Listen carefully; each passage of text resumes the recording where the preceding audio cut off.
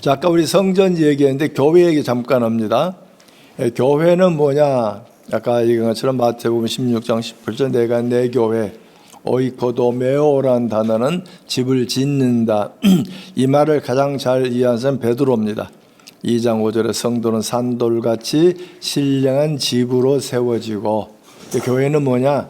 신령한 집이다. 그리스도의 믿음으로 세워진 공동체. 그래서 이들이 하는 일은 왕같은 제사장이 되어 하나님의 덕을 선포하는 대조 사회를 만드는 겁니다.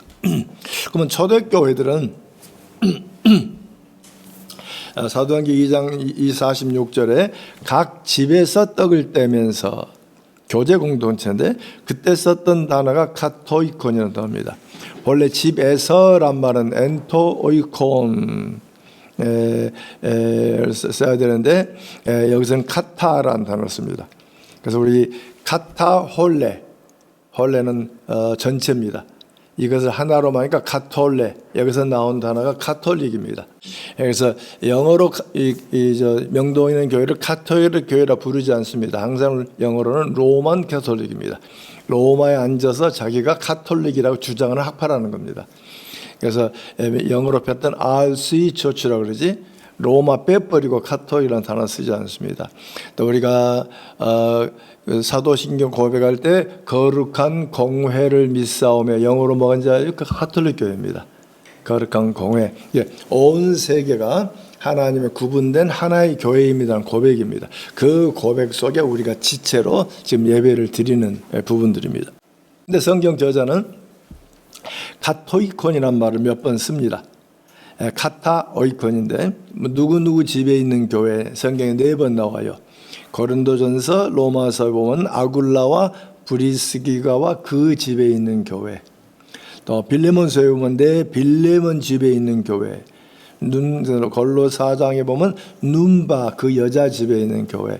다시 말하면 가정집에 공적인 모임으로 예배가 시작되는, 그래서 이렇게 지내다가 2세기 후반 되면서 일부 교인들이 자기 집을 헌당하는 경우가 주어지고, 그리고 4세기에 건스탄 대제가 개종하면서 신전을 이 교회당으로 쓰게 했습니다. 왜?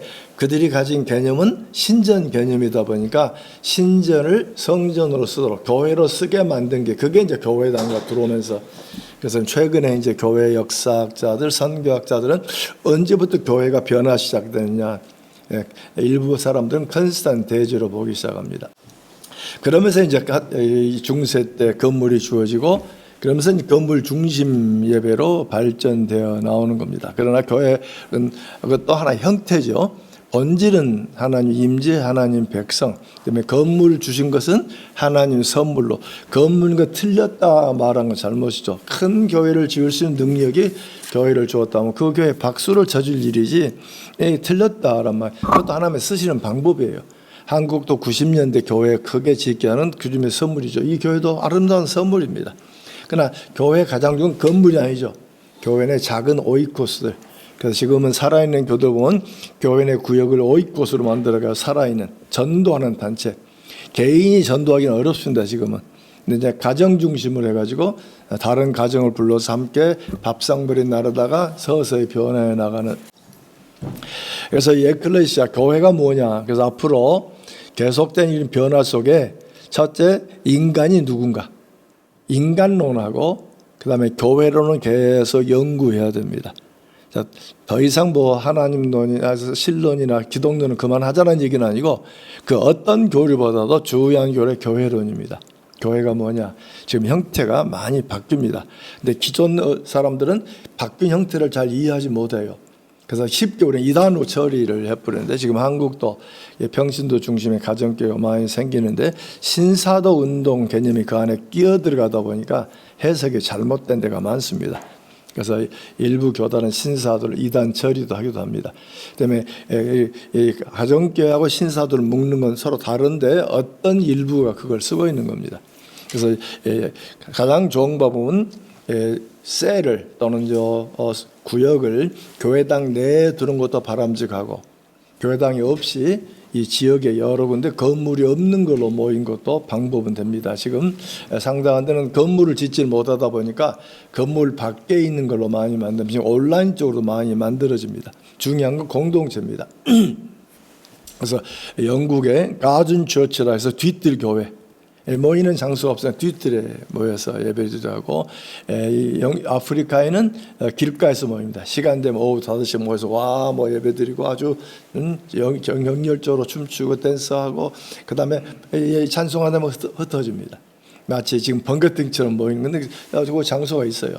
제가 아는 조지아 메이컨주에 가면 자그마한 그룹을 해가지고 5개 분산되고 10개쯤 되니까 교인들이 목사님 전담해 주세요. 그래서 직장 그만두고 전담하고 그것이 5년 만에 40개로 커져나가는데, 그들은 처음부터 우리는 교회 짓지 않는다. 우리는 모든 헌금은 선교와 구제로 쓴다. 해가지고 40개인데 그들은 각 집에서 예배를 드리는데 한 달에 한 번은 공원에서 모입니다. 왜? 전체 교회가 누군지를 알아야 되니까.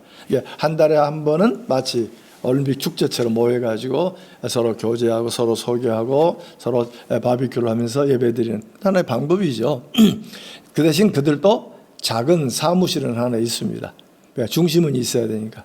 또 LA 제에 가면 모자이크 교회라 가지고 50명짜리 교회가 여러 개 됩니다. 왜? 이런 교회를 크게 지을 수 있는 여건이 아니고 그다음에 형태는 이것도 하나님 주신 교회 형태예요. 저 형태도 틀렸다, 이거 맞았다, 그건 아니고 한때는 하나님이 건물로 통해 받으셨고 지금 늦게 건축하다가 무너진 교회 상당히 많이 보게 됩니다. 그건 시대 상황을 잘못 이해했기 때문에. 그러나 본질은 바뀌진 않았습니다. 하나님의 임재가 주의 백성이 있는.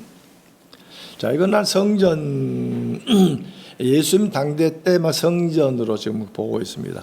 그래서 아까 요한복음 2장에 가면 모든 장사죄를 쫓아내는 얘기가 나오는데, 그림으로 보면 많은 화가들은 지붕 있는 교회인데 그건 교회 그림입니다. 그래서 여기에 지금도 가면 이 부분 남아 있습니다. 이 부분 남아 있습니다.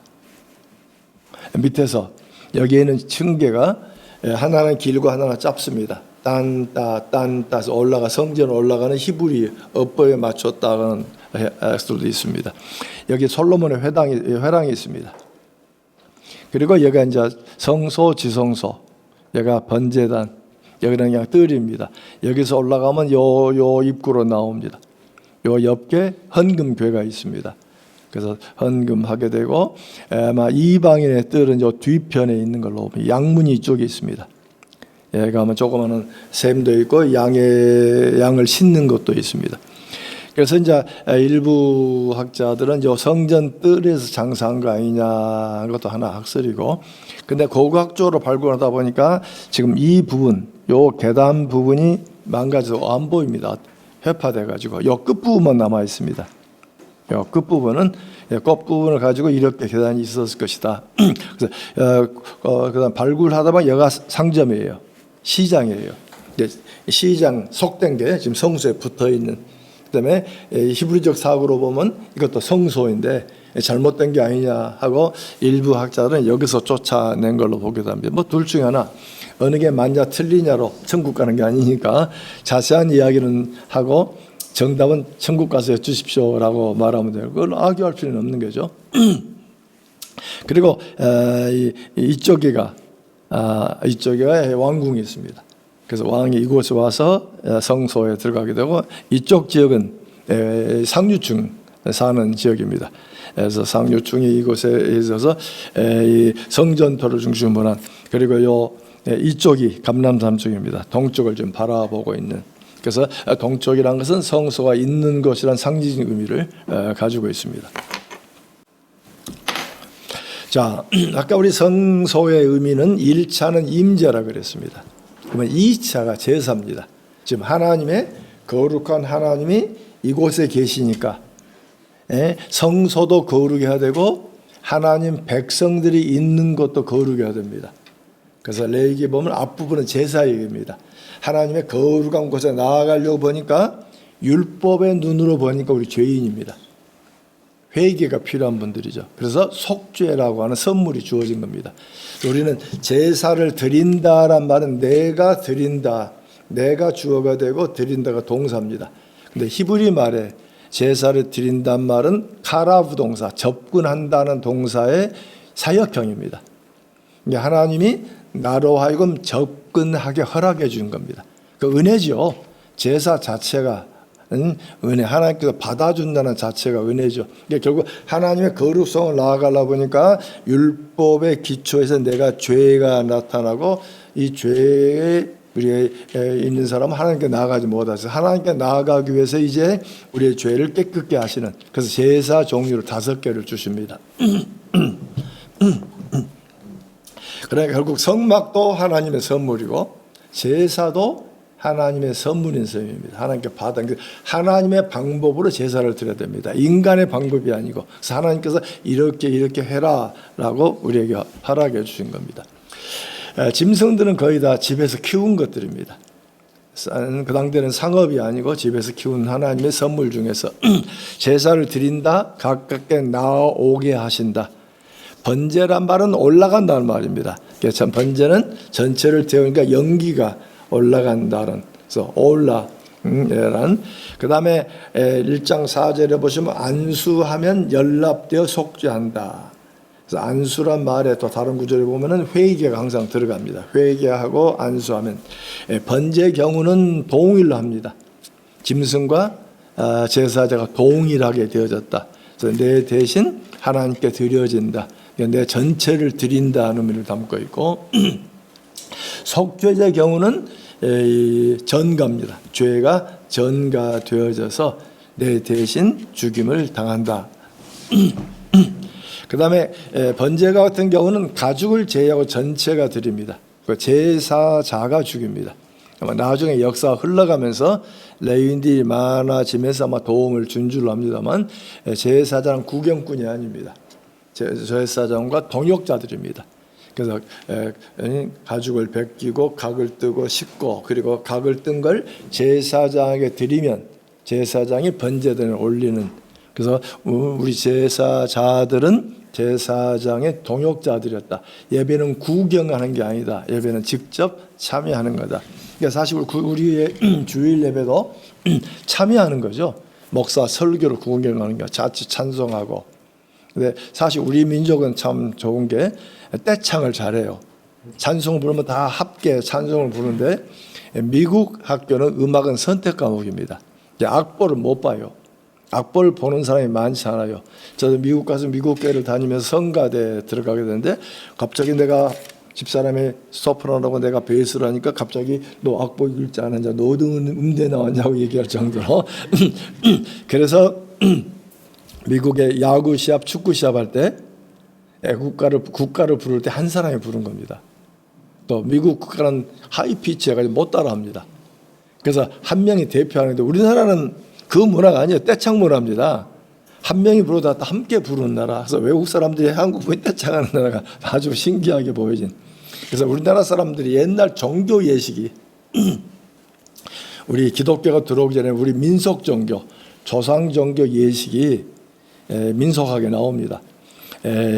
햇살로 술을 빚고, 그 다음에 술을 큰 양푼에 넣고 돌아가시면서 마시면서 코가 비틀도 마시고 취한 상태에서 춤을 추는 게 우리 조상을 즐겁게 하는 겁니다.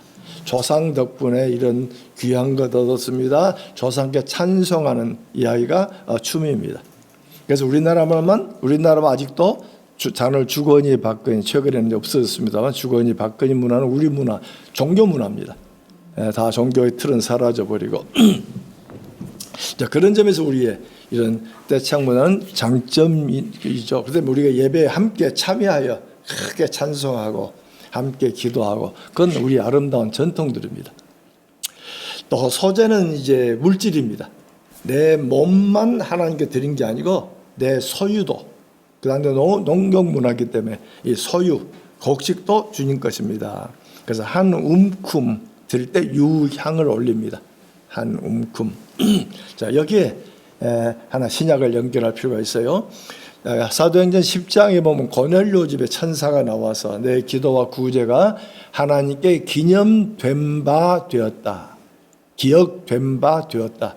이 단어가 기념물이라는 70인역 단어입니다.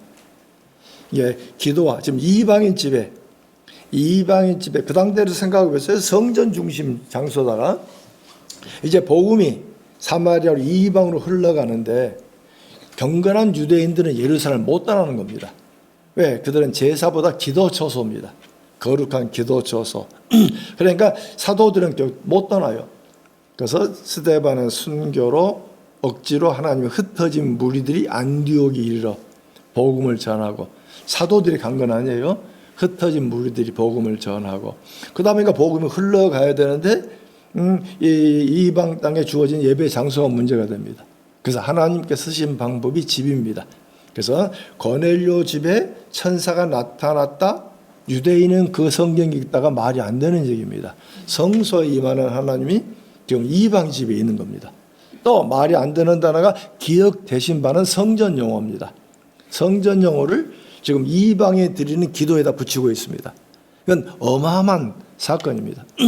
조금 뒤에 보면은 비장 시몬의 집. 비장은 이제 무두장이잖아요. 가죽을 먹고 사는 사람. 사체를 한 번만 손대도 성소에 못 올라가는데 이걸 생업을 하고 있으니까 천민 중에 천민인데 거기에 하나님이 환상 중에 임하셔요.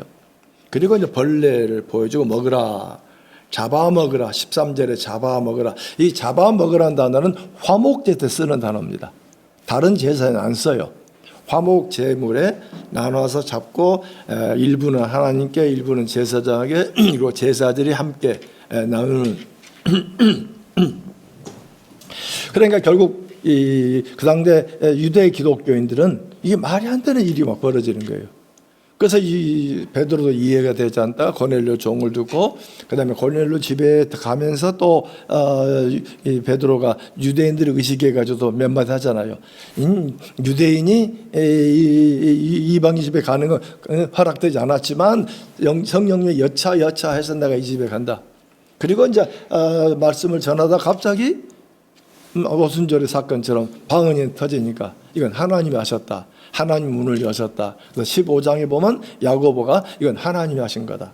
그래서 하나님이 이방을 부르다. 왜 구약에 이스라엘을 부르고 이방을 부르셨다 했는데 아모스 9장 말씀이 지금 성취됐다. 이미 여기 다윗의 왕권이 세워졌다. 하나님 나라가 세워졌다. 그러면서 이제 복음이 이방으로 막 흩어져 나가는 그런 일을 할 때 기억 대신 바 기념물이라는 단어 쓴 건 굉장히 중요한 하나의 사건입니다. 그러니까 사도행전의 가장 중심 기사가 7장하고 10장입니다.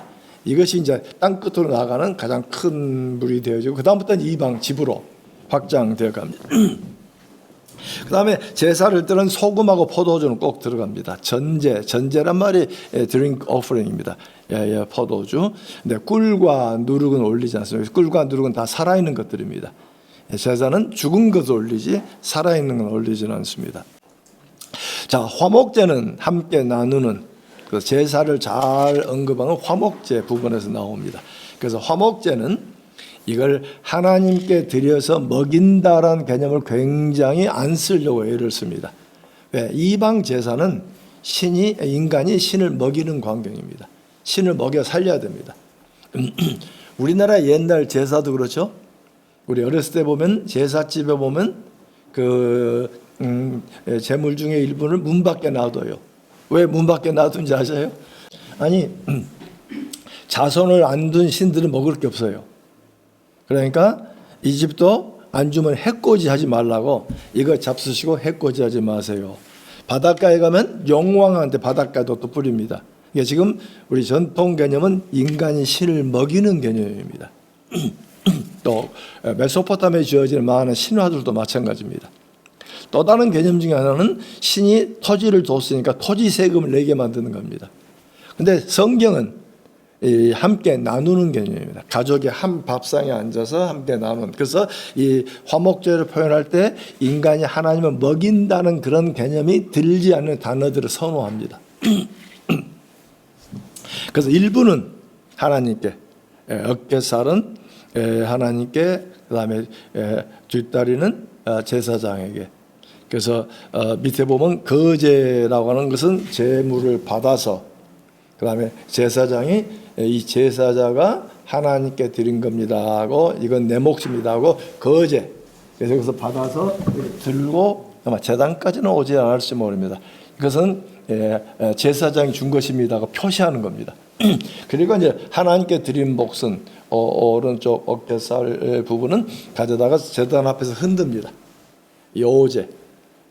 그래서 그림 속에 있는 그 애굽의 그림에도 나옵니다. 요제. 이건 하나님 몫입니다. 하고 드리고 난 다음에 하나님이 제사장에 줍니다. 여기는 제사장 몫입니다. 제사 종류는 세 개가 있죠. 감사제가 있고 서원제가 있고 자원제가 있고. 그다음에 여기서 중요한 자원제는 불구된 것도 드릴 수 있습니다. 자원제는 고기가 먹고 싶은데 지금 레위기는 지금 장막 중심 공동체입니다.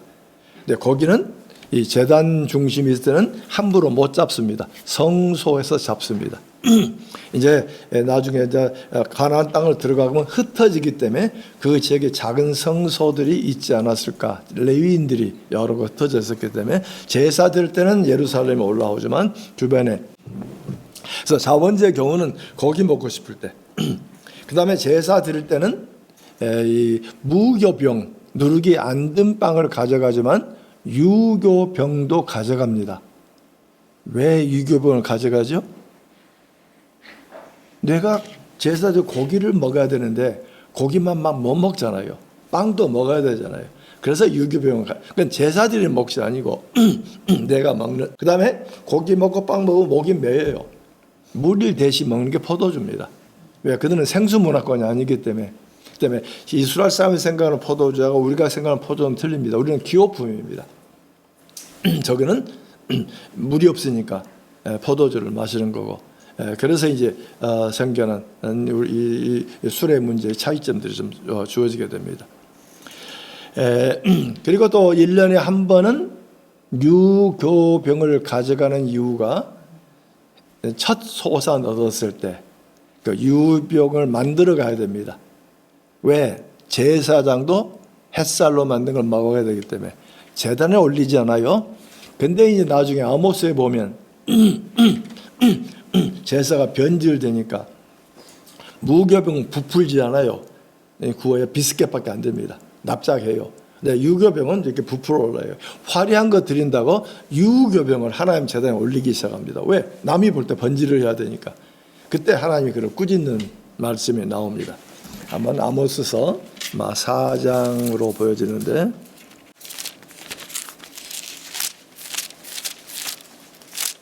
아모스서 4장 그 제사에 관한 얘기가 나오는데 4절 지금 여기는 아모스 시대 여로보암 2세 때입니다. 아모스가 이 말을 하고 20년, 25년 뒤에 북쪽 이스라엘 멸망합니다. 근데 여로보암 2세 때는 부자였습니다. 어마어마한 무역 통로로 어마어마한 나라들. 얼마나 어마어마했냐면은 상하 침대를 만들었습니다. 솔로몬 때도 상하는 성소에 몇 가지 장식밖에 안 했습니다. 워낙 비싸기 때문에. 근데 이때는 부자가 침상까지 만들 정도로. 그러다 보니까 4절에 보면 너희는 베델과 길갈에 가서 죄를 더하며. 지금 둘 다 성소입니다. 그런데 예루살렘이 아니잖아요. 성소를 가긴 가는데 너무 계속 죄만 모이지 않느냐. 아침마다 너희 희생을 아침에 드리는 희생 그건 상번제입니다. 이건 제사장의 일이지 개인들이 하는 일이 아닙니다. 그런데 부자가 되다 보니까 개인들이 매일 제사를 드려요. 이게 잘못됐다는 거죠. 또 3일마다 너희 11조 3전에 한 번 할 11조를 3일마다 할 정도로 돈이 많다는 겁니다. 누룩 넣은 걸 불살라. 결국 빵을 누룩을 넣고 수은제는 자원제입니다. 낙헌제 선포하려무나. 이게 결국 제사를 드리면 드릴수록 죄만 증가하는 게 종교 범죄가 예배를 드리겠는데 하나님 눈에 볼 때는 전부 다 잘못된 죄라는 겁니다. 하나님 방식이 아니라는 겁니다. 그 다음에 주어진 건 이제 속죄제, 속건제. 속죄제는 속함에 관한 이때 이 단어가 조금 더 언급해서 카팔이라는 단어를 쓰는데 속한단 말이 무슨 뜻이냐. 그래서 거기 여기는 이제 세 종류가 있죠. 대제사장과 회중을 위한 그리고 통치자와 일반 백성들. 그래서 이 일반 경우는 이 번제단에서 피를 뿌리든지 바르면 됩니다. 통치자 경우는 이제 향단에다 바르면 됩니다. 미안합니다. 대제사장 회중은 향단에 뿔에 바릅니다. 근데 1년에 한 번은 이 모든 회중을 대변해서 속죄소에다 뿌려야 됩니다. 여기서 중요한 게 왜 피를 사람이 아닌 장소에 뿌리는가? 피는 언약의 피 외에는 사람에게 뿌리지 않습니다. 또 사람에게 피를 바르는 경우는 제사장 임직 때 오른쪽 귀, 오른쪽 엄지, 오른쪽 발가락. 그래서 일부 사람은 제사장은 귀로 잘 듣고 그다음에 손을 써야 되고 발을 써야 되고 어떤 좋은 해석이지만 여기 표를 바른 것은 삶과 죽음의 경계선입니다. 결국 제사장이 어느 법규를 어긋나면 죽임을 당합니다. 삶과 경계선에 결국 자기 생명을 걸고 말씀대로 지키는 수종되는 사회의 모습들입니다. 여기에 피는 장소는 하나님의 임재와 관련됐습니다. 그다음 하나님의 임재의 장소, 결국 인간이 죄를 범하면 그 당대 사고 속에 하나님의 임재의 장소를 더럽히는 것으로, 그래서 그 부분을 깨끗게 하는 것으로, 그래서 마지막 1년에 한 번은 속죄소를 깨끗게 하는 것으로. 그래서 속죄소, 대속죄를 드릴 때는 속죄 염소가 2마리입니다. 우리 종종 속죄 양이란 단어를 쓰는데 속죄 염소죠. 2마리를 데려가서 제비뽑기를 합니다. 그 중에 제뽑힌 하나는 제물로 속죄피를 속죄소에 뿌리는 피고, 하나의 염소는 밖에 내보내는. 그래서 속죄일 예식은 2가지입니다. 하나는 속죄와 제거입니다. 다시 뭐 이걸 행하는 이유는 결국 제사라고 하는 것은 일종의 상징적 모습입니다. 하나님께 죄를 어떻게 속죄하시는가. 속죄제를 드릴 때 내가 안수하고 죄가 전가되어지고 내가 가족들을 베고 하고 마지막에 제사를 드리고 피를 바르고 거기서 끝난 게 아니에요. 이 제물을 제사장에 삶아서 먹습니다. 근데 먹었는데 제사장이 안 죽었어요. 내 지금 죄값으로 먹은 거죠. 그때 통해서 내 죄가 속함을 받았다는 그런 강한 메시지를 주는 거죠.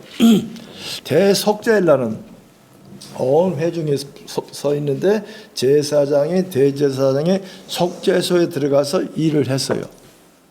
근데 아무도 밖에서 본 적이 없어요. 혼자 했죠. 나와서 속죄됐다는 선포만 있어요. 그러면 그 다음에 주어진 건 제거입니다. 하나님 속죄를 받으셨기 때문에 우리의 모든 죄가 제거됐다 하고 속죄 염소를 밖으로 내보냅니다. 밖으로 어느 지점까지 가서 내오면 결국 죽죠. 늑대 밥이 되든지. 결국 우리의 모든 이 영역에서 죄가 제거됐다. 그런데 히브리서는 속죄도 제거도 우리 주님이 다 하셨다. 또 히브리서 보면 영문 밖에 죽으셨다. 이게 다 이 구약의 신학적인 메시지들입니다. 실제로 영문 밖에 돌아가셨지만 히브리서 레위기적 사고 온다면은 우리의 모든 죄가 제거됐다. 자, 그 다음에 이제 중요한 단어가 속한다는 단어입니다. 속죄한다. 이 단어가 102번 씁니다. 속죄한다. 칼형은 카팔이고 피엘형을 주로 씁니다. 키페르입니다.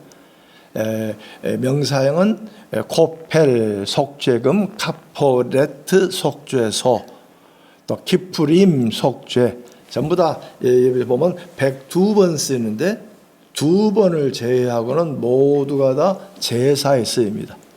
출애굽기 25장에서 민수기에 쓰입니다. 민수기까지. 근데 이 단어만 나오면 번역자가 전문 용어로 속했다, 속죄했다. 그러면 본래 속죄란 말이 무슨 말일까? 학설이 2개 있는 거예요. 우리 죄를 제거한다는 말이냐, 우리 죄를 덮는다는 말이냐. 그래서 최근 학자들은 제거한다는 말을 우선적으로 생각합니다. 제거했다. 근데 성경 두 군데에서 덮는다. 원래 속죄한다는 말에 학자들은 원형을 덮는다로 봤는데 고고학에서 문자에 발견되지 않아요. 아랍어에서는 덮는다는 의미가 나옵니다. 그래서 아마 원형이 덮는다는 말이 아니었을까. 이게 시간이 가면서 대속한다, 제거한다, 속죄한다 얘기로 발전된 것이 아닌가 하고 그런 발전 단계 얘기를 그저합니다. 원형적 얘기는 덮는다 말. 그래서 지금 우리 속죄 신학이 덮는다 말의 기초에서 만들어지기 시작합니다. 두 군데에서 덮는다 말 나옵니다. 창세기 32장 20절. 지금 야곱이 야복강을 건너고 지금 형을 만나러 가는데 에서가 308명의 군사를 데리고 온단 말에 두려웠습니다. 떼를 두 떼로 나누고 그리고 일부를 형에게 드린 예물을 주면서 형을 만나면 야곱이 준 예물이다 하고 드리라고 그럽니다. 그때 쓰는 예물이라는 단어가 소재란 단어와 같습니다. 민하입니다. 소재란 단어는 소재란 단어이기도 하고 제후국들이 황제에게 바치는 곡물도 그 단어 쓰고 지금 창세기 32장에서도 예물이란 말도 그 단어 씁니다. 이 예물로 형을 가리우면 우리 번역은 가리운다로 번역하지 않고 제가 얼른 단어가 머릿속에 사라져버리네요. 창세기 32장 20절에 보시면은 야곱이 말하기를 내가 내 앞에 보내는 예물로 형의 감정을 푼 후에 근데 여기에 쓴 단어는 아카프라 카파이라는 단어의 아는 1인칭입니다. 그래서 내가 이 예물로 형의 얼굴을 덮는다. 직역하면 다시 말하면 이 예물은 형의 얼굴을 덮는 겁니다. 이걸 이 70인역이 형의 그 악함, 화낸 감정을 내가 푼다로 번역하다 보니 감정을 풀었다. 근데 히브리 말 자체는 내가 형의 얼굴을 덮는다. 두 번째 사무엘상 12장 3절에 보시면 이 백성들이 왕을 달라는 요구 속에 이 사무엘이 매우 불편해서 내가 네 소를 취한 적이 있느냐, 네 양을 취한 적이 있느냐, 그 내 눈을 흐리게 하는 뇌물을 받은 적이 있느냐. 뇌물이라는 단어가 제2용어입니다. 뇌물은 코펠입니다. 속죄금 12번 쓰는데 10번은 속죄금이고 2번 제사 문맥과 관련이 없습니다. 여기 한번 나오고 잠언에 한번 나옵니다. 잠언에서는 또 다시 뇌물로 번역했습니다. 그러면 뇌물, 예물과 같은 의미죠. 속죄금. 그러면 이 예물은 누구를 덮어주죠? 내 눈을 흐리게 한 내 눈을 덮는. 그러면 자, 이제 질문이 나와요. 하나님과 우리 사이에 우리가 피 제사를 드렸어요. 그럼 피는 누구를 덮어줍니까? 피는 누구를 덮죠? 그러면 분명히 이렇게 설명해도 다 나를 덮는다 그럽니다. 근데 성경은 누구에게 먼저 적용시킵니까? 하나님께서. 그러면 그거 어떻게 하느냐? 레위기 16장 13절 우리 성경 그거는 꼭 찾아보셔야 됩니다. 레위기 16장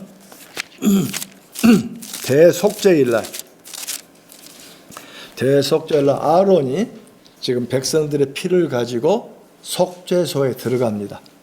지금 휘장을 열고 들어간다는 것은 굉장히 무서운 사건이죠. 하나님은 죄인을 보면 죽이십니다. 그건 하나님의 본질이세요. 용납이 안 되는 거죠. 죄인, 아무리 대제사장이지만 죄인입니다. 그러면 지금 같으면 기계로 피를 핑 하고 쏘면 되는데 그건 하나님이 그 방법을 원치 않았어요. 대제사장이 백성을 대신해서 가지고 들어오라는 겁니다. 이 안에 들어가면 두려워요. 그래서 밑에다 방울도 달아놨습니다. 죽었나 죽지 않았나. 그때 아론에게 뭐라고 말합니까? 향단에서 향연을 피워서 속죄소 이 향연을 가지고 와라. 그러면 향연은 누구를 덮어줍니까? 우리 생각은 아론을 덮어준 걸 생각해요. 근데 성경은 속죄소를 가리게 하라. 그러면 하나님은 지금 상징적으로 지금 보호자 속죄에 앉아 계세요. 향연을 피고 오면 하나님 눈에는 나 향연밖에 안 봤다. 나는 아론을 본 적이 없다. 그리고 주어진 피만 봤다. 지금 이 향연은 지금 하나님을 가리우는 겁니다. 그래서 좀 우스운 좀 이런 표현은 좋은 표현 아닌데 우리가 피 제사를 들으면 하나님의 뇌물 잡수시고 한 말도 못 하는 겁니다. 그게 속죄예요. 그게 칭의입니다. 우리의 이 피가 하나님께 먼저 그래서 조직신학에서 속죄를 능동적 의미하고 수동적 의미. 능동적인 것은 하나님이 눈을 가리는 겁니다.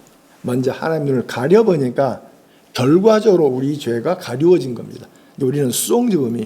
하나님께서 이미 그리스도의 피로 이미 만족을 얻으셨기 때문에 우리에게 속상을 죄를 용서하신 거죠. 그래서 여기서 나오는 부분, 그래서 이 하나님의 눈을 가려 만족, 영어로 좀 어려운 단어입니다. propitiation. 하나님께서 유화, 만족을 얻으시고 이미 다 죄에 대한 모든 그 처벌을 담당하신 것을 100% 받으시고 그 다음에 expiation, 우리의 속상, 상한 것을 속했다고 말합니다. 그래서 먼저 하나님께 적용되고 우리에게 적용됐기 때문에 우리가 예수 그리스도 이름으로 어마어마한 축복이죠. 주님께서 모든 걸 이루시고 이제 우리 관점에서 보니까 좀 이해가 안 되는 구원은 하나님의 주체입니다. 하나님께서 이미 만족하시고 그래서 우리 처남이 예수 믿고 주님께서 모두 용서하고 근데 우리들은 용서를 받으려면 뭔가 해야 됩니다. 그래서 그 얘기 아니 그거 할 필요 없어요. 하나님이 100% 이미 만족하시고 다 이루셨어요. 그렇게 되면 공짜인데 그런 축복이 어디가 있어? 그 사실이 이해될 때 구원의 은혜가 뭔지를 아는 겁니다. 근데 우리는 구원 그러면 뭔가 또 내가 해야 됩니다. 어제도 그런 표현했죠. 하나님께서 구원의 손길을 내미면 뭔가 내가 하나님께 거기에 보응되는 얘기를 해서 협업이 주어져야 되는 것처럼 특별히 불교 문화에 강한 우리 민족은 더 강합니다. 근데 성경 하나님의 구원은 넌 내 사람이야. 그리스도 피값으로 내가 받았어. 그거 끊어버린 겁니다. 거기서 나온 게 이제 칭의와 속죄라는 신학입니다.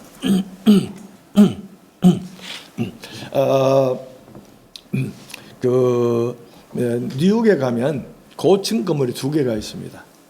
1920년대 세계의 기적이라고 얘기하는 102층 엠파이어 스테이트 빌딩이고 거기를 가면 표를 사고 60몇 층까지 갑니다. 그리고 엘리베이터를 바깥 타야 됩니다. 또 한 번 2번 바깥 타야 102층까지 갑니다. 옛날 건물이다 보니까 한 번에 못 만들었습니다. 근데 지금은 쌍둥이 빌딩 없어지고 또 새 건물이 100몇 층이 있습니다. 거기서 지하에 가서 표를 사면 티켓 사면 1분도 안 되는 순간에 100몇 층까지 올라갑니다. 자, 우리의 속죄는 뭐냐?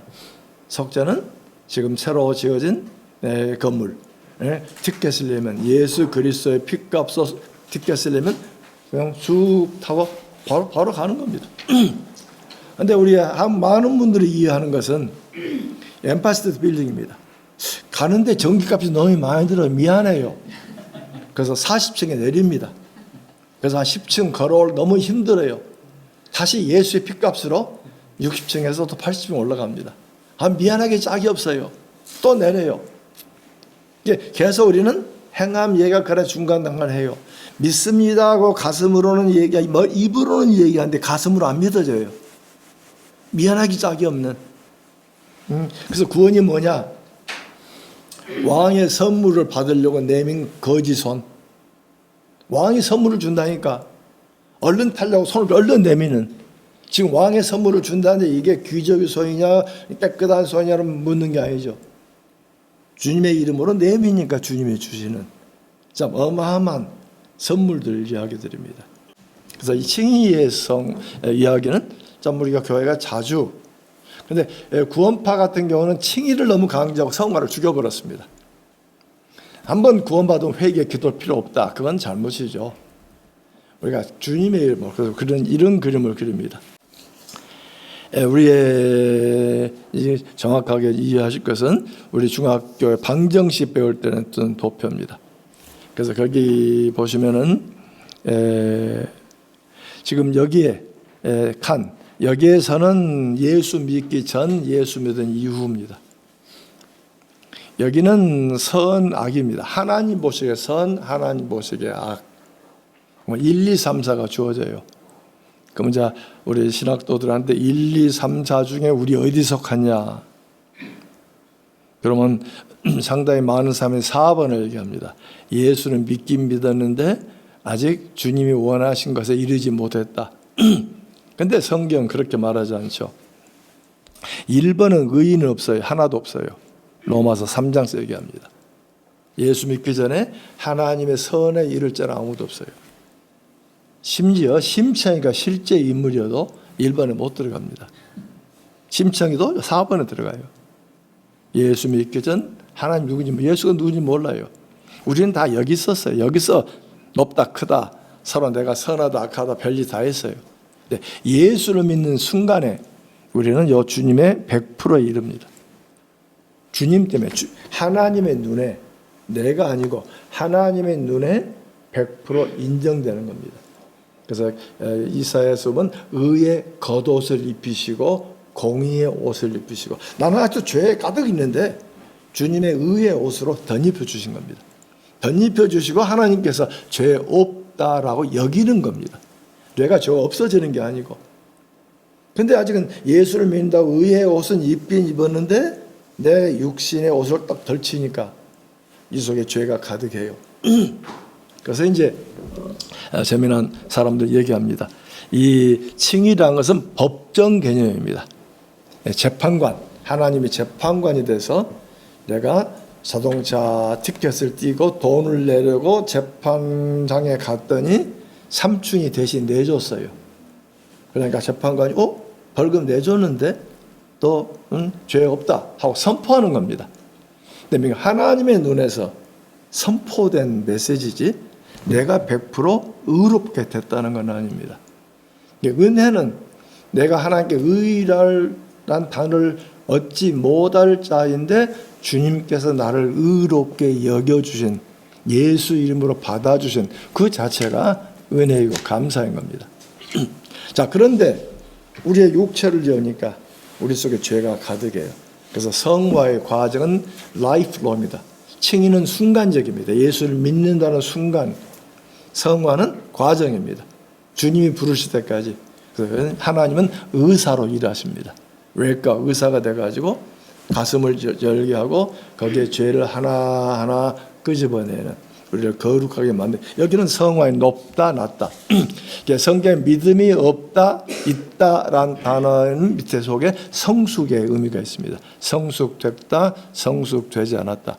그러나 이 땅을 살면서 우리가 100% 성숙에 이르지는 못합니다. 캐톨릭은 100%를 얘기합니다만 우리 개신교는 100% 얘기 안 합니다. 성화의 높은 단계, 낮은 단계. 그래서 이게 높고 낮음을 선물로 얘기를 하기도 합니다. 그리고 이제 우리가 주님 앞에 가면 완전히 영화 단계를 갑니다. 그래서 칭의라는 건 순간. 그래서 우리가 구원론을 배울 때 하나님의 부르심, 누구나 부르시는 유니버설 부르심이 있고 효과적인 부르심. 부르심은 모든 자에나 선택은 소수입니다. 복음은 누구에나 전파되지만은 부르는 자는 하나님이세요. 소수를 부르시고, 그러면 맨 처음에 부르시고 그 다음에 뭘 하죠? 중생합니다. 중생이란 감정이 아니에요. 우리 애티튜드가 변하는 겁니다. 하나님이 없다고 했는데 하나님이 계시네? 하고 하나님을 알게 되는 이때 돌아서는 건 회개입니다. 중생이라고 하는 것은 하나님과의 관계, change of attitude란 변화입니다. 마음의 변화. 하나님이 계시네? 그 다음에 주어진 건 회개입니다. 회개하고 믿음은 동전의 앞면 뒷면입니다. 긍정적인 이야기는 믿음이고 소극적인 이야기는 회개입니다. 회개라고 하는 것은 어디 기차 얘기처럼 방향 바꾼다 해서 가는 게 아니에요. 내려서 바깥 타야 됩니다. 이 기차를 바깥타야 됩니다. 자, 그리고 주어진 게 칭의입니다. 그 때문에 부르심, 그다음에 중생, 회개, 믿음, 칭의는 순간적이 일어납니다. 이건 시간 개념이 아니라 논리 개념입니다. 하나님께서 이렇게 논리적인 구원의 서정 얘기할 때 그 대신 성화는 시간입니다. 부르는 그날까지. 그 때문에 믿음의 가족으로 태어났다 하더라도 하나님과 깊은 관계 속에서 부르심이 정확하게 해지고, 그러면 거기서부터 우리의 이제 성화의 과정. 때문에 우리의 믿음이라고 하는 것은 구원의 열차는 종착역이 아니죠. 출발점입니다. 이미 구원의 옷을 입고 구원의 열차에 올라타고 가는 과정 가운데 인간이다는 게 자주 넘어질 수밖에 없는. 그러나 여기에 perseverance,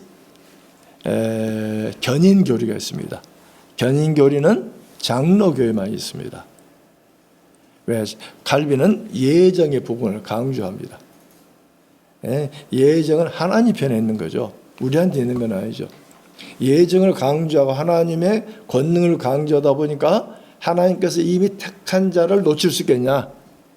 하나님께서 다시 예수님께 오면은 내가 절대 내쫓지 않는다. 이런 부분을 통해서 견인 이야기. 근데 이 관점은 다 하나님 관점이에요. 그다음에 한번 정확하게 고백하고 믿는 사람은 절대 우리가 구원을 잃지 않는다. 근데 또 히브리서에 보면 하나님 나라의 맛을 봤다 이런 사람도 있다. 그건 이제 유대인들이 예수 믿고 제사장들이 예수를 믿었는데 중간에 떨어져 나가는 사람이 있으니까 그러면 안 된다 하고 경고 메시지를 해석하는 거고, 감리교는 그걸 갖다가 실제로 해석해서 떨어진 사람도 있다. 근데 구원은 인간 편에서 오면 그렇게 해석이 되지만 하나님 편에서 해석하면 그 해석이 안 맞죠. 근데 물론 어떻게 해석하는가? 그때 고백이 정확하지 않았는가 보구나. 믿는 것처럼 보였지만 하나님 앞에는 믿는 게 아니었는가 보다. 그 동의는 놓고. 근데 캐톨릭은 이렇게 해석 안 합니다. 캐톨릭은 우리하고 좀 다릅니다. 캐톨릭과 일반 종교는 다 같습니다. 하나님 믿기 전에는 다 여기에 있어요. 근데 예수를 믿는 순간의 출발점이 여기입니다. 아까 우리 개신교는 하나님을 믿는 순간 100% 볼 때는 impute란 말을 씁니다. 탓한다, 핑계한다, 간주한다. 영어로는 imputation입니다. 이제 우리가 의로운 게 아니고 의롭게 여겨진다, 의롭게 탓한다, 의롭게 간주된다. 하나님 눈에. 근데 요 캐톨릭은 injection을 씁니다. 하나님의 의를 우리 피줄 속에 넣어준다. 피줄 속에 돌고 돌아가지고 우리 악을 제거하고 우리를 100% 만들어준다. 100% 되면 천국. 성인 복자는 천국 간다. 근데 우리는 아직은 100% 이르지 못했으니까 연옥에 간다. 안 믿는 자는 지옥에 간다. 그래서 연옥이라는 걸 만들어냅니다. 근데 재미난 것은 1세기, 2세기 문헌에는 연옥이라는 개념이 안 나옵니다. 3세기에 넘어가면서 동방문화, 인도의 영향을 받은지 모릅니다. 거기에 행위구원 개념, 연옥 개념이 나옵니다. 근데 1, 2세기는 안 나와요. 그래서 종교개혁자들이 외경을 다 빼버립니다. 외경의 사본도 1, 2세기는 없습니다. 뒤에 나옵니다. 뒤에 기독교가 이방 문화로 가면서 묻어진 걸로 봅니다. 그래서 본래 주어진 구약과 신약에는, 그래서 우리가 성경을 신학교 1학년 들어가자마자 66권의 경전이라는 걸 한 학기 내내 배웁니다. 성경의 계시를 배웁니다. 굉장히 중요한. 근데 진보적인 사람들, 한신 같은 경우는 정경이란 말은 우리와 같은 개념이 아닙니다. 교회 내에 쓴 자료 자체. 그래서 이 어거스틴도 신약 성경이 44권이었거든요. 수많은 외경을 다 포함해가지고. 근데 이런 개념은 전부 뒤에 들어오신 개념들입니다. 그래서 우리들의 개념은 지금 앞선 여기서 언급한 것처럼 이 그림입니다. 우리가 이 순간에 예수를 믿는다는 순간에 주님 앞에 이미 만족되어 주시고, 이미 주께서 받으시고, 이미 구원의 옷을 입히시고, 겉옷을 입히시고, 이미 주께서 받으신 겁니다. 받았는지 구원 받고 보니까 나의 부분이 참 죄스럽고 불편하고, 그러니까 그 안에 성화의 긴 노력도 있고 말씀을 통해서 하나님 원하신 뜻을 이루어가는 삶이 우리의 주어는 삶입니다. 자, 그래서 이제 천국 가도 뭔가 보상이 틀리지 않는가 하는 이야기는 여기에 지금 성화 이야기를 넣고, 그것도 정확하게 모르면 성경에서 말한 선물을 받는다는 말을 영생으로 해석하는 분들도 있고, 또 선물 아마 또 서로 뭐 구분된 뭐가 있을 것이다. 근데 실제로 이제 천국 가셔야 되는 부분으로 이해되는 부분입니다. 교회에서 우리가 교회를 오래 다니는데도 그리스도를 믿음으로 고백으로 주어진 구원의 그 희열을 잘 못 느끼고, 많은 사람들은 열심히 교회당을 두고 예배를 드리면 이게 다 축적되어져서 하나님께서 나를 인정하는 것으로, 이건 불교적 개념들입니다. 전도 폭발 세미나를 80년대 처음 배우고 교회에 적응하면서 번역해서 책이 안 나왔으니까 번역해서 쓰면서 구원의 교리를 많이 가르쳤습니다. 그랬더니 우리 교회 부목사님이 이걸 또 전도 폭발 세미나 교사 자격증도 없고 너무 신나가지고 웨스트민스터 신학교 가서 목사님 자제, 유명한 목사님 자제가 MDB 공부를 하고 있으니까 오늘 밤 죽으면 천국 가냐? 천국 가지. 그러면 내가 천국 갔을 때 왜 하나님께서 왜 너를 지옥에 보내지 않고 천국에 보내야 되느냐? 그랬더니 그 친구 말, 내가 목사가 내가 하나님 일을 많이 하면 하나님께서 날 모르는지 안 할 텐데, 나 목사 아들이고 내가 지금 전도사고, 좀 이 사람이 의지한 것은 그리스도가 아니죠. 그 자기 행함의 부분, 그 무시할 수 없는 우리의 민족적인 과거 역사 속에 행함 이야기 열심히 빌면 그것이 마치 신에게 뭔가 플러스가 되어져서 나를 해주는. 근데 그건 아니죠.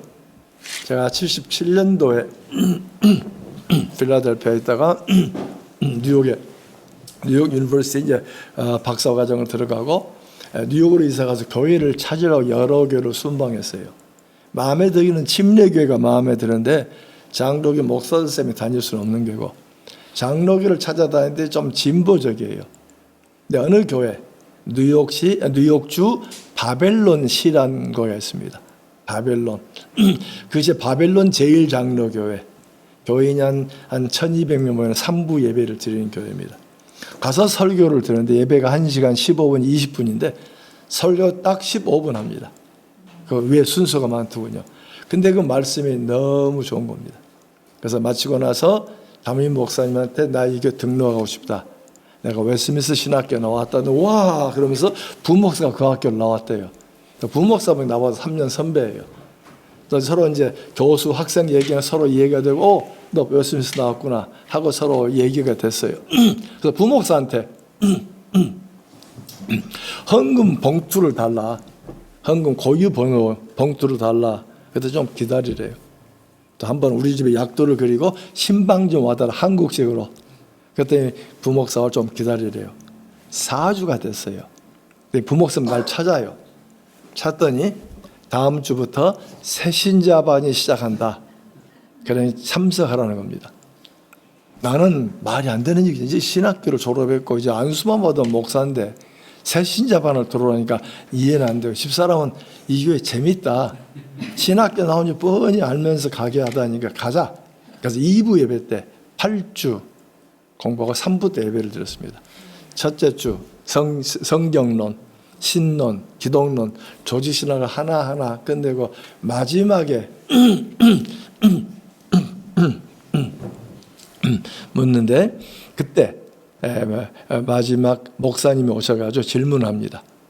전도 폭발할 때 처음 들었습니다. 77년도에 오늘 밤 주님께서 우리의 영혼을 부르신다면, 미국은 교통사 가도 많으니까 아침에 잘 나간 사람이 오후에 돌아가신 분이 많다 보니까 죽음이 항상 눈앞에 있는 겁니다. 죽으면 천국 갈 수 있느냐 많은 분들이 이해해. 그래도 재미난 것은 장로 3명 앞에 우리 둘이 세웠어요. 장로가 거기 10몇 명인데 어떤 여러 그룹 나눠서 장로 앞에 교인들 앉힌 겁니다. 예. 두 번째, 오늘 밤 죽으면 하나님을 얼굴과 얼굴을 맞대서 봅니다. 그럼 하나님은 우리에게 왜 너를 지옥에 보내지 않고 천국에 보내야 됩니까? 한국 같으면 장로가 김전도사, 우리 다 아는 얘기잖아. 그냥 들어오는 절차야. 하고 쉽게 답을 유도할 텐데, 나이 많은 장로님이 내가 오늘 밤 죽으면 예수를, 내가 장로 30몇 년 했던, 오늘 밤 죽으면 나는 예수를 믿는다는 말 외에 다른 말이 없습니다. 옆에는 40대 장로님이 무릎을 찰싹 찢으면, 그렇죠. 예수를 믿는다는 말이 가장 기쁜 일이죠. 세 번째 여자 장로님이 눈물을 주물 흘리시면서 주 예수여 어서 오시옵소서.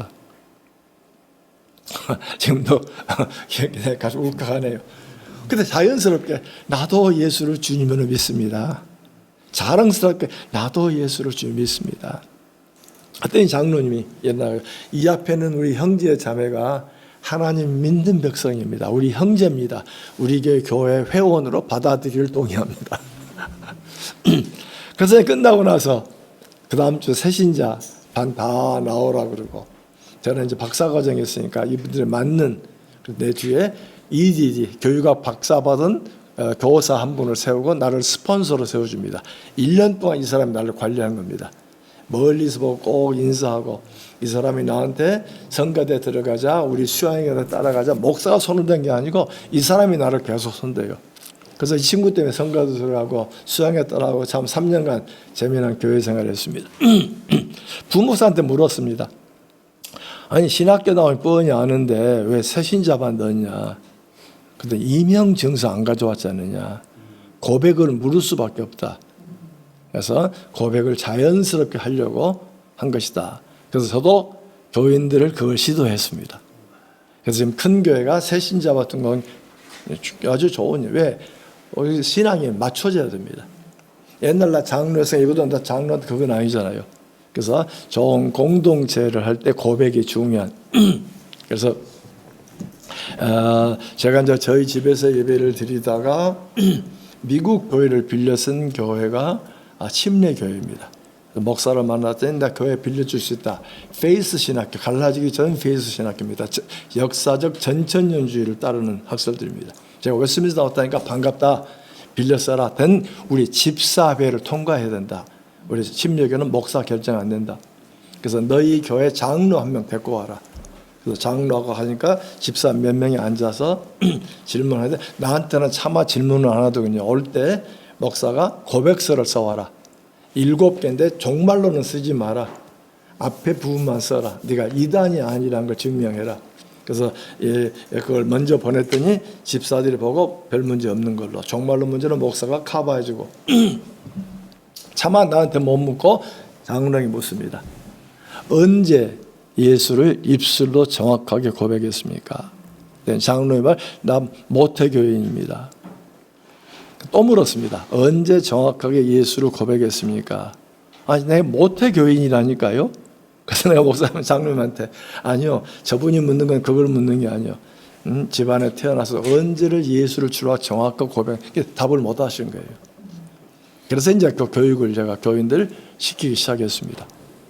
그러다 보니까 이제 전도 폭발 세미나 시키고 전도 훈련 나가다 보니까 저희 사무실 뒤에 그 아파트 군들 번지수가 다 적어져 있고, 여기 가라 여기 가라. 그러면 그거 들고 사람이 없으면 옆집에 가고. 그랬더니 이제 전도했더니 한국인이 나오길래 전도했더니 딱 나오는 답이 나 어느 교회 장로입니다. 그래서 오늘 밤 죽으면 운운하니까 뭐좀 화를 내면서 이 나쁜 사람 너 이단하냐 하고 전부 구박받고 들어왔습니다. 아니 장로면 장로지, 목사면 목사지, 예수 믿는 나도 못하는 목사 어디가 있어? 그래서 우리 교인들한테 그건 고백이 잘못됐다. 분명히 예수를 믿는가, 오늘 밤 죽으면 천국 가는가 묻을 때 예 나도 예수 믿습니다. 그리고 나는 현재 어느 교회 장로로 수고하고 있습니다. 그럼 박수 받을 일이죠. 근데 우리들은 그런 고백이 참 잘 하질 못해요. 그냥 교회 다니면 그냥 교인입니다.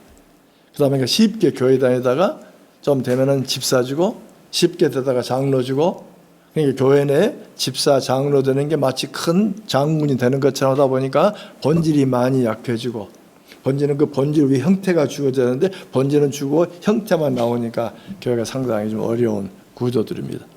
그래서 구원의 이야기는 아까 칭의와 성화 그리고 이미 하나님께서 만족하시고, 그리고 우리는 이미 성화의 과정 속에, 그래서 종종 교회에 그런 예화를 씁니다만 좋은 예화는 아닙니다. 뉴욕 가려고 인천 공항에 갔더니 비행기표를 샀고 보니까 게이트 넘버가 있어요. 수많은. 네? 우리가 비행기를 처음 탄 사람은 비행기를 탄데 이게 평양으로 갈지 모스크바로 갈지 뉴욕 갈지 모르는 거죠. 근데 지금 중요한 것은 뉴욕 간다는 비행기에 타고 앉으면 처음 비행기를 탄 사람은 고속버스 타는 것과 비슷해요. 땅밖에 안 보이고 하늘은 안 보이고. 애들 데리고 타면 아니 비행기 탄다고 그랬잖아, 버스 탄 거 아니야, 이게 똑같은 거잖아요. 비행기가 날면 그 다음에 보니까 하늘을 날고 있죠. 그래서 뉴욕 가는 비행기를 타고 가다가 옆 사람이 기분 나쁘다고 뺨 한 대 쳤다고 해서 파일럿이 와서 나를 태평양에 내버리지 않아요. 이미 천국 열차는 탔죠. 그리고 천국 열차를 타는 과정에 우리가 잘못된 부분에 대해서 다시 기도의 속죄를 요청하고, 매일매일 범한 죄도 기도하면 주께서 용서하신 걸 분명히 약속하셨기 때문에 그게 우리의 삶의 부분입니다. 그래서 칭의의 정확한 근거를 두고, 그리고 성화의 과정 속에, 그리고 마지막에 주께서 우리를 부르시는 것은 처음 정화예요. 그래서 천국은 마지막 종착역이 아니고 출발점들입니다. 그래서 속죄에 관한 얘기는 옛날에 주어진 제사로 끝나는 것이 아니고 그리스도와 연결된 주된 얘기로 우리에게 가르쳐 주는 부분들입니다. 자, 좀 쉬었다가 이제 새로운 다윗의 얘기로 넘어가려고 합니다. 예, 질문이 있는데 그동안 그냥 계속 강의만 하다 보니까 또 여러분 2번, 3번씩 들은 분도 있는데, 혹시 질문이 있으시면. 예, 질문이 없으면 답은 2개밖에 없어요. 그거 다 아는 얘기인데 또 하네. 2번째는 무슨 말인지 하나도 모르겠다. 그래서 AI 시대가 되면 성공하는 사람은 질문을 많이 하는 사람입니다. 질문 없이 끄덕끄덕하고 답만 쓰는 사람은 앞으로 짭이 없어요. 그래서 사실 여러분 자식들은 질문을 많이 하게 만들어야 됩니다. 그래서 우리 아이가 태어나서 언제 질문이 많죠? 예, 2살, 3살 때. 모든 게 신기하니까 계속. 근데 벌써 3살, 4살 넘어가면 엄마가 뭐라 하죠? 처음에는 너무 신기하고 내 아이가 천재라고 막 날뛰다가 4살 때 막 계속 질문하면 귀찮다 그럽니다. 예? 입 다물라 그럽니다. 그때부터 질문하면 엄마가 싫어한 줄 압니다. 그래서 서서 입을 다뭅니다. 다무니까 너 앞으로 뭐 될래? 몰라요. 질문을 해야, 허황된 꿈도 꾸어봐야. 예. 제가 한 5개 정도 질문이 있긴 있었어요. 그래서 들으면서 너무 또 신대원 때 또 교수님 강의도 들었고 그래서 그런데 이제 첫 번째는 가장 쉬운 걸로 이 자료가, 이 소스가 어디서 이렇게 이 책을 만들었잖아요. 저도 책을 읽었는데 이 소스가 어디서 시작됐는지, 어디서 어떤 자료를 가지고 이런 체계를 만드셨는지가 첫 번째 궁금한 것이고요. 예, 근본 자료는 팔머 로버슨입니다. 원래 로버슨은 세대주의자였습니다. 그리고 우리 장로교로 개종한 셈이죠. 그러다 보니까 우리 장로교 학자들은 통일성을 강조하는데 다양성이 약해요. 그리고 장로교는 그 당대 행위언약, 구석언약만 얘기합니다. 조직신학 얘기니까. 원래 언약신학은 조직신학에서 많이 얘기해요. 언약이라는 주제를 가지고. 근데 이분은 다양성을 주로 공부했던 침례교에 있다가 이거 잘못됐다 하다 보니까 2개가 다 보여요. 그래서 로버슨의 글이 통일성과 다양성을 무척 잘 표현했어요. 그걸 기초해서 그다음에 수많은 글들을 읽으면서 에딩해 가고, 그다음에 묶어 나가는 부분은 좀 노력을 제가 많이 한 셈이고, 그다음에 성경에 많은 데이터를 보니까 말씀이 발전하는데, 그래서 우리 언약 신학의 책들을 보면 아브라함의 이야기를 하고 아브라함 자체의 얘기만 많이 해요. 이것이 성경 속에 어떻게 발전되기를 많이 안 합니다. 근데 이제 저는 이제 그 부분을 책들을 많이 활용하면서 이게 어떻게 묶어져 가는가를 묶어 놓은 게 어떤 제가 한 일로 보아집니다. 어떤 건 어떤 경우는 제가 찾아 쓴 경우도 있고, 어떤 경우는 이런 큰 틀에 맞춰서 끼워 넣으면서 해석한 것도 있고. 예. 예. 두 번째는 이제 지금 언약의 발전사를 지금 쭉 네. 설명하셨고, 그 발전사하고 주로 이제 한국에서 제일 많이 하는 그 성경 신학 중에 하나님 나라 관점으로 이렇게 바라보고 있고, 또 예전에 우리 선배님들이 구속사 이야기를 많이 하셨잖아요. 이렇게 구속사, 하나님 나라 관점, 언약 관점이 이게 지금 막 이렇게 섞여 있거든요. 저도 지금 섞여 있는데 이거를 어떻게 봐야 될지, 어떤 흐름으로 봐야 될지. 신약 신학은 모두가 하나님 나라입니다. 하나님의 통치, 현재 나라, 미래 나라. 근데 구약은 통일점이 없어요. 중심이 없어요. 내가 한 챕터 달았을 겁니다. 학자들마다 중심이 틀려요. 어느 쓰임으로 보면 어느 부분의 해석이 잘 안 돼요. 언약으로도 중심으로 말하지 못한 게 특별히 지혜 문헌에 가면 약해요. 언약이 전제되어 있지 거기서 일일이 구절 찾기가 좀 어려울 때가 많아요. 그래서 중심으로 보기는 조금 적절하지 않아. 그래서 뼈대라는 말을 썼습니다. 그래서 구약학자들은 자기 나름대로 뼈대를 세워서 설명을 해요. 그래서 한동안은 구속사로 설명했죠. 특별히 구속사도 80년, 90년대 많이 유행을 했고 구속사 전체를 묶었죠. 또 구속사 속에 들어가면 성취, 예언과 성취가 하나의 그 짝입니다. 이것만 가지고 묶어도 성경이 해석이 돼요. 근데 이제 그 구속사의 이야기는 언약 신학에 묻어 들어오니까 따로 다룰 필요는 없고, 하나님 나라 얘기하신 분이 신약은 되는데 구약도 있었다 거꾸로 들어옵니다. 들어오는데 모티프로는 되는데 구체적인 개념으로 설명하기 약해요. 그래서 이미 하나님이 에덴 동산을 했다. 통치가 이렇게 이루어진다. 그러나 통치 이야기는 다윗 때까지는 소급이 오를 수 있어요. 다윗 통치가 주어지니까 다윗 이전으로 통치를 가려면 조금 넓은 단어로 써야 됩니다. 그러니까 조금 희미해요. 우리 언약 신학으로 보면 하나님의 통치 이야기를 이렇게 맞물린 부분, 신약이 얘기할 때는 맞물린 부분을 얘기하면 됩니다. 이렇게 연결된다. 그다음에 어떻게 보면 언약이 전체를 묻고 또 하나님의 나라는 겹치는 부분도 있고 좀 독자적인 부분도 있고. 그래서 성경을 풀어가실 때 우리 목사님들이 어떤 큰 하나의 뼈대를 가지고 묶어가는 건 좋은 방법이고, 그다음에 이걸 억지로 묶으려고 하면은 영역의 차이가 많이 생겨요. 그래서 이제 하나님 나라라고 할 때는 신약에서는 분명하게 단어가 나오기 시작하는데 구약으로 들어오면 왕권이라고 하는 개념이 나오지만 단어가 없을 때도 왕권이 많이 표현돼요. 되기는 이제 여기다 집어넣어서 설명하는데, 다윗부터 설명하면 그래도 저도 이건 괜찮게 엮어지네. 근데 그걸 이제 그 전까지 막 소급이 오다 보니까 이건 조직신학도 아니고 신약신학도 아니고 성경신학도 아니고 함께 묶여진 것처럼 느낌을 좀 많이 받습니다. 그래서 엄밀히 보면 창세기 1장부터 하나님 나라로 얘기해도 틀린 말은 아니죠. 하나님의 왕권이 있으니까. 근데 거기에 신약신학의 세계는 왕권의 개념을 이렇게 묶어나가기는 조금 너무 희미해요. 그래서 그냥 구약을 할 때는 언약신학으로 보는 게 좋겠다. 신약신학은 언약의 큰 틀 내에서 하나님 나라 얘기를 확장한 게 좋겠다. 왜냐면 언약신학을 얘기하면 하나님 나라 얘기를 많은 구절을 묶기가 좀 어려워요. 그건 이제 조금 좀 무리한 해석을 해야 됩니다. 두 개를 가지고 본다면 성경 전체를 보는데 괜찮지 않겠는가 생각이 듭니다. 방금 전에 칭의하고 성화 이야기를 나눴잖아요.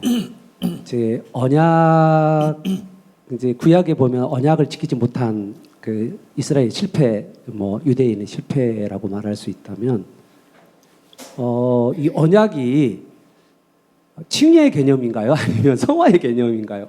어떤 쪽으로 바라봐야 될지, 언약을 지키지 못한 사람, 언약을 지켜야 되는 것인지, 아니면 언약을 어디 쪽으로 그러니까 언약을 맺었는데 만약에 백성들이 언약을 맺었는데 지키지 못할 경우에, 그렇죠. 그 사람들이 하나님과 관계를 맺고 있기 때문에 구원받은 백성으로 봐야 되는 것인지, 아니면 이거를 어디에 둬야 될지가 약간 고민이 됐습니다. 거꾸로 소급해서 그 당대 상황 속에서 신약에서 언급하는 그 토픽들을 답하기는 어려울 때가 많아요. 이게 계시 흐름 속에서 확장됐기 때문에. 그래서 신약 얘기로 구약을 가서, 예를 들면 구약의 광야 홍해를 건넜는데 그게 다 광야에 죽었거든요.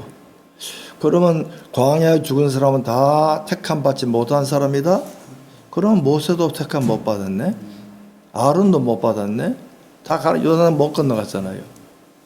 그렇게 어떤 일반을 할 때는 어려워요.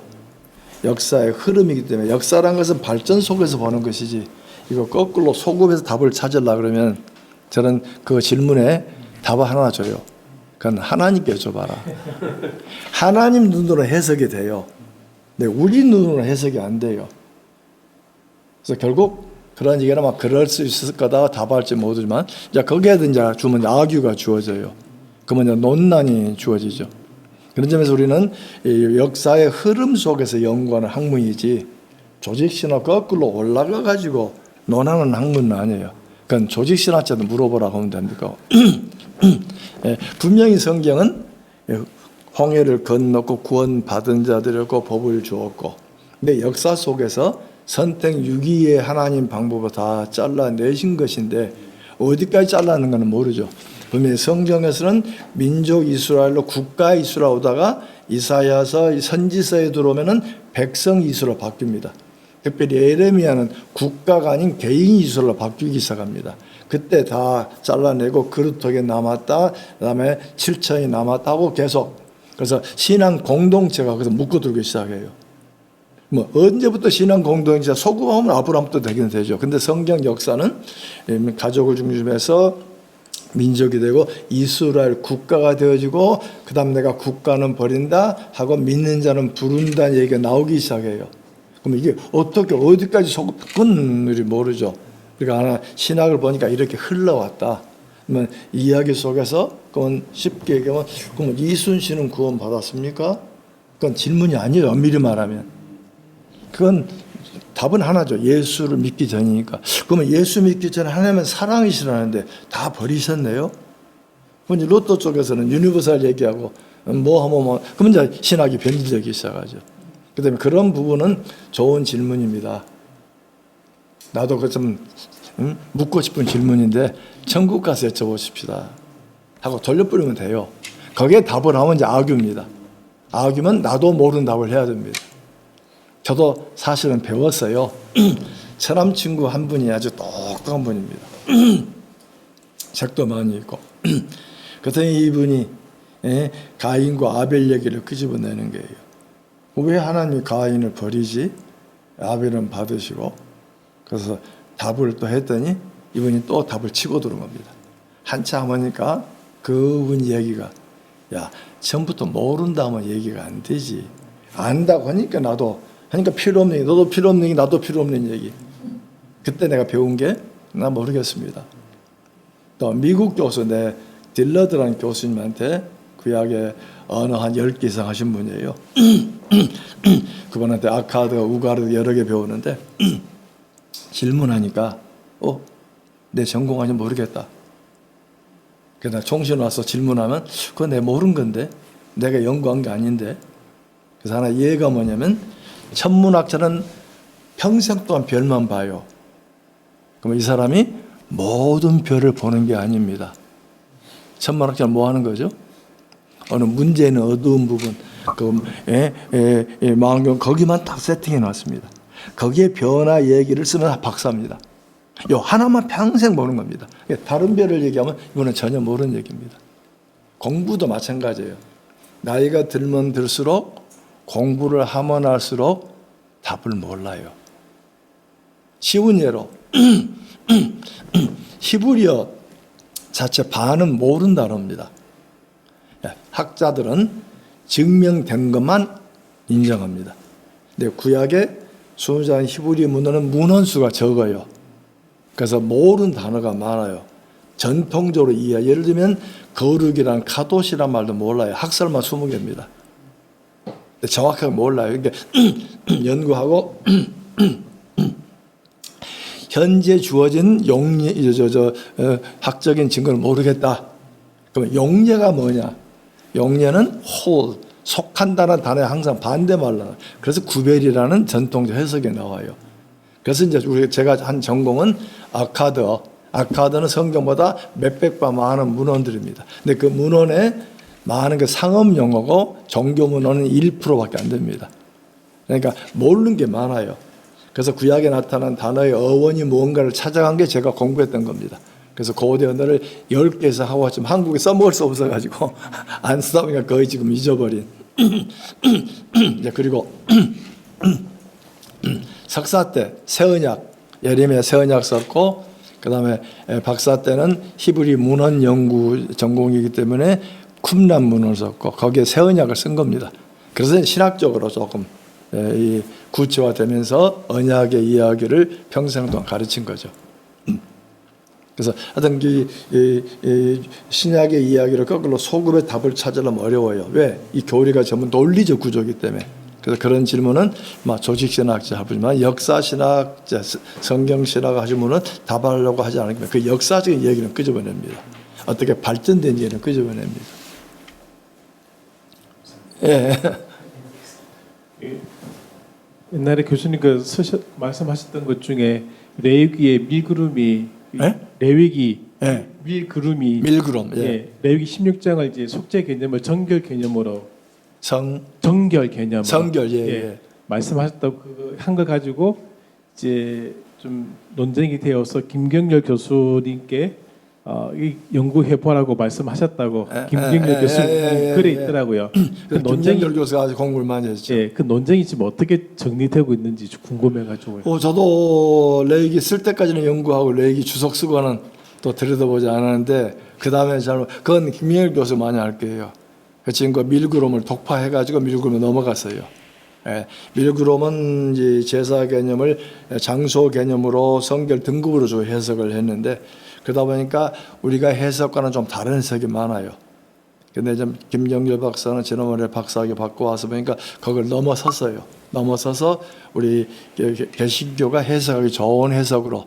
그래서 아마 지금 레위기 쪽에 많이 가르칠 겁니다. 예. 왜냐하면 장소 중심이 되면 어려운 게 뭐냐면 우리가 어떻게 속죄받았냐.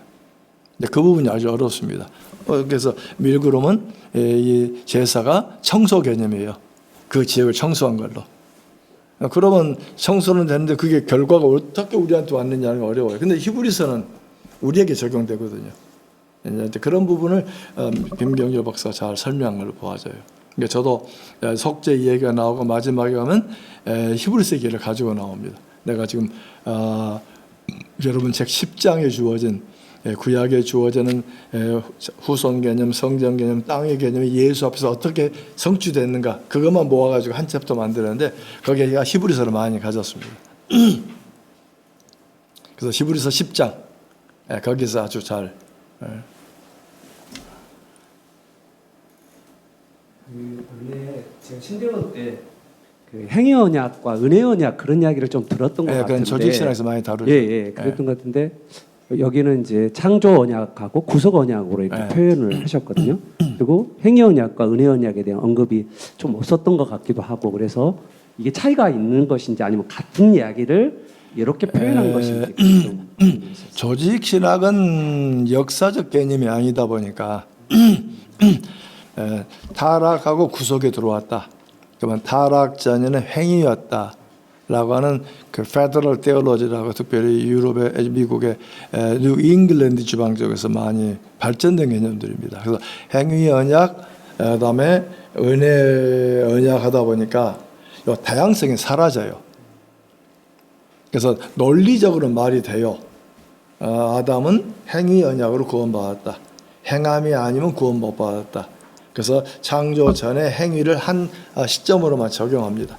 그 다음에는 구원 언약이다. 은혜 언약이다. 이 구속 언약을 전체를 하나로 봐버리니까 아브라함도 모세도 구분되잖아요. 이걸 이제 로버슨이 이걸 시대로 구분하기 시작한 겁니다. 그런 점에서 이 세대주의 영향을 가졌던 이 로버슨이 이 부분을 나누면서 그래서 행위, 구속 언약, 은혜 언약은 조직신학적 개념은 괜찮다. 근데 역사 측면에서 볼 때는 좀 약하다. 그러면 행위 근육 있으면 그럼 지금도 행위가 가능한 건가? 그거 아니죠. 지금은 행위가 가능한 건 아니죠. 행위 언약 시대는 지나버렸으니까. 근데 이제 또 뭐죠? 세대주의자들은 행위 시간이 있어요. 아담 있었고, 그 다음에 무죄 시간이 있고, 정부 시간이 있고, 이 시대를 다 쪼개가지고 매 시대마다 구원의 방법이 틀렸다고 또 얘기해 버립니다. 어떤 적절한. 그래서 예를 들면 약속 시대가 지나가고 율법 시대가 됐다. 그래서 예를 들면은 중국의 유명한 이거 이름 잊어버렸습니다. 생명의 말에서 번역 많이 나왔었는데, 워치만리. 워치만리 세대주의, 고전적 세대주의자입니다. 그분의 글에 세대주의 부분만 잘 걸러내면 굉장히 좋은 해석들입니다. 그분의 글에 지금도 기억나요. 아브라함이 약속으로 가나안 땅을 불렀는데 기근이 생겼다고 이 약속의 땅을 벗어나자마자 약속은 사라져 버렸습니다. 그 뒤에 무서운 율법 시대가 주어졌습니다. 성경에 안 맞아요. 이 출애굽기 1장, 2장 계속해서 강조가 아브라함의 언약과 모세 언약의 접합점을 계속 얘기합니다. 하나님께서 아브라함에게 내가 너희를 불러서 저 땅 인도한다고 했지 않느냐? 봐라, 내가 인도한다. 그러면 약속이 지나버렸으면은 하나님께서 다른 약속을 얘기해야 되는데 그 약속 계속 얘기해요. 이게 좀 적절한. 그리고 이제 율법 시대가 예수가 시작됐다. 선지자 시대는 구약의 이야기, 신약에 적용 안 된다. 그걸 전부 왕국으로 가져가 버려요. 그래서 율법의 시대가 끝나고 예수로 은혜 시대가 됐다. 율법은 사라졌다. 그러면서 이제 주어지다 보니까 해석이 전혀 정확하지 않는. 그러니까 행위 율법도 조직신학이 큰 틀인데 시대를 얘기하려고 보니까 너무 단조롭다. 그래서 오히려 그거보다는 창조란 언약, 창조 언약을 얘기하면 좋은 점이 있어요. 이 세상의 책임 문제를 다룹니다. 그래서 창조 언약 얘기는 제가 여러 글들을 통해 가지고 큰 틀로 묶어놨습니다. 다른 글들은 그냥 창세기 1장, 2장 끝나버립니다. 그래서 마치 창조 얘기가 중간에 끝나버린 걸로 옛날 약속으로 봅니다. 근데 제가 볼 때는 종말 될 때까지 창조 언약 살아있어요. 이 땅을 관리 능력은 계속 우리한테 주어진 거죠. 주님이 오셨고 우리는 이 땅을 관리할 책임이 있고 언약 신학을 얘기하면 교회가 그 지역에 어마어마한 일을 하는 겁니다. 그 지역을 바꾸는 주체입니다. 단순히 한쪽에 앉아서 주여 믿사옵니다 하는 소극적인 게 아니죠.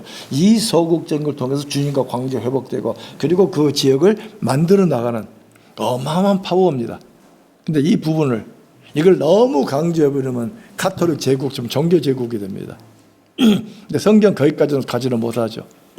그래서 언약으로 보면 젊은 아이 꿈도 얘기합니다.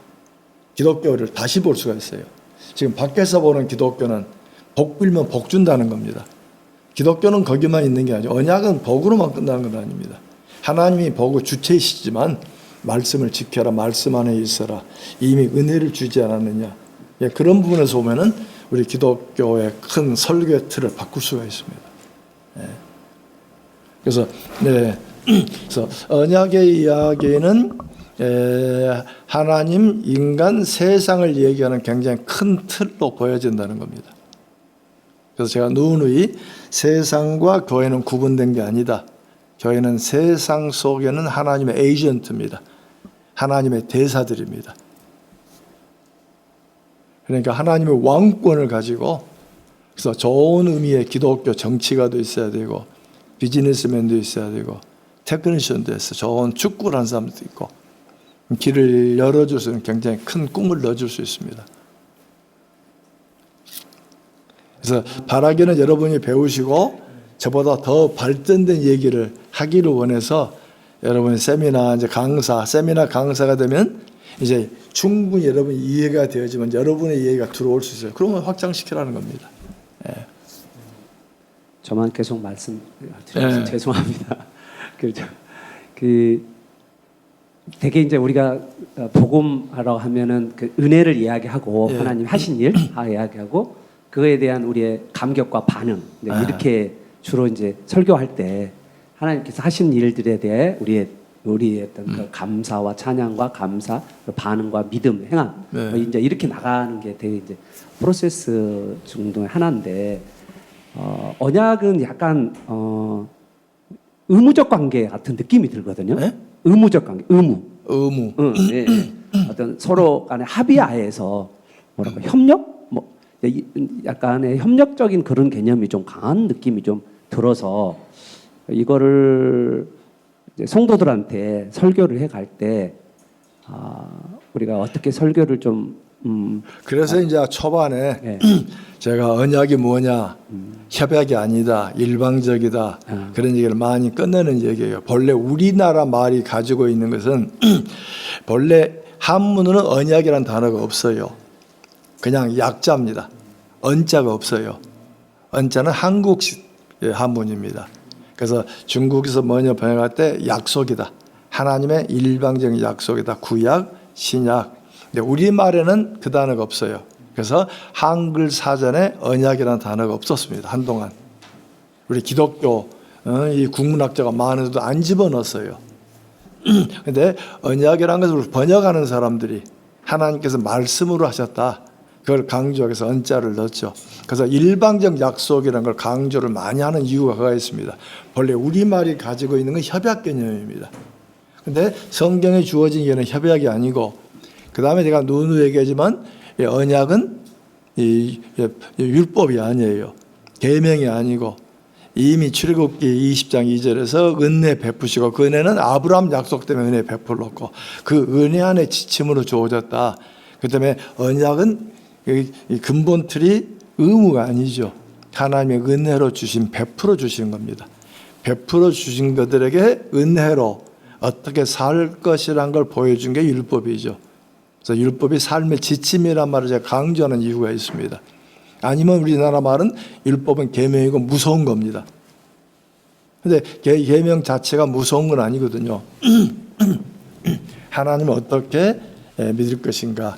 그래서 10계명의 좋은 해석으로 된 책을 소개하면 아마 그린 윌리엄슨이 겁니다. 그린 윌리엄슨의 웨스민스터 소교리 문답 해설인가? 최근에 백석대학교 유교수가 새로 번역했습니다. 이름이 기억 안 나네요.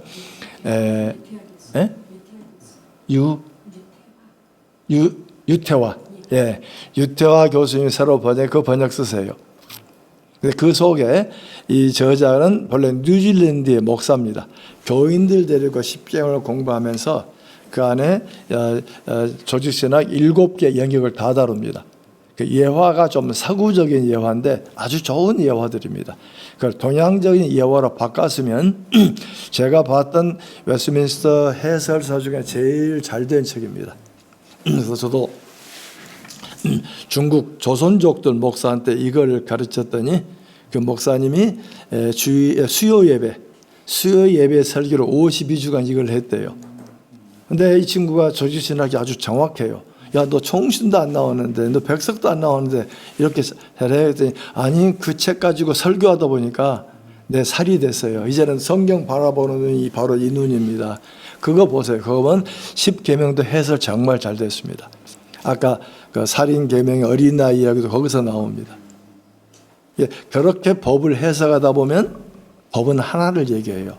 내가 지킬 수 없구나. 내 힘으로는 안 되는구나. 예수의 능력 외에는 안 되는 것. 그게 법이 가르치는 직분입니다. 근데 우리들은 법을 얘기하면 두인 목록입니다. 나는 했는데 너는 왜 안 했냐? 나는 너보다 낫지 않느냐? 그게 우리의 바리새적인 얘기입니다. 그래서 우리 합동 측은 좀 바리새적인 요소가 강해요. 그러다 보니까 남을 다 밀어냅니다. 우리 주변의 조직신학 교수들을 보면 다 밀어냅니다. 자기 마음껏 다 이단이라 그럽니다. 아니죠. 큰 틀이 맞으면, 이단이란 말 함부로 쓰면 틀이 맞으면 다르게 볼 수도 있구나. 저는 부끄러운 일이면 아직 방언 못해요. 방언 달라고 기도한 적도 없고. 근데 저는 60이 넘어가면서 방언도 하나님이 주시는 방법이구나. 다른 방법이지. 내게 없다고 해서 틀렸다고 말한 건 아니에요. 그래서 제가 읽었던 중에 국민일보 기자가 썼던 중에 다 있다라는 책이 있습니다. 다 있다. 아마 찾아보시면 그거 보니까 전 세계 큰 교회 5개인가 7개를 집중 분석했어요. 거기에 이제 성령 운동 나오고 별얘기 나와요. 하나님께서 이렇게 쓰시기도 하시구나. 우리 경력에 내가 배운 성은 좁아요. 요 틀이 아니면 다 잘못됐다 그럽니다. 침례교 잘못되고 뭐 잘못됐고. 근데 60이 넘고 그 책을 보면서 이렇게도 볼 수 있구나. 큰 틀이 맞으면. 그래서 저는 현재 제 마음이 가지고 있는 것은 신학이란 것은 한강 제방처럼 큰 틀입니다.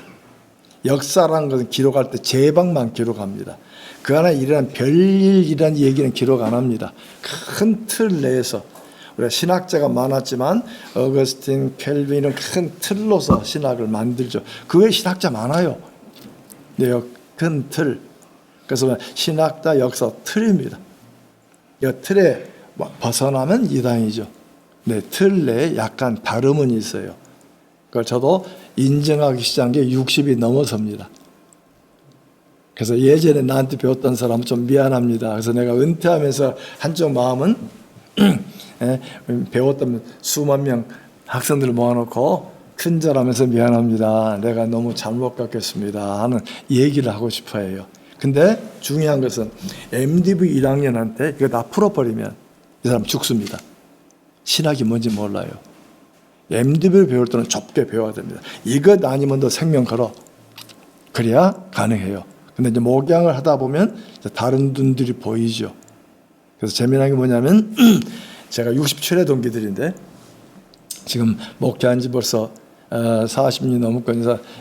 올해 은퇴한 지 40주 목회하고 은퇴한 친구도 있어요. 근데 그 친구들 만나 뭐라 하는지 압니까?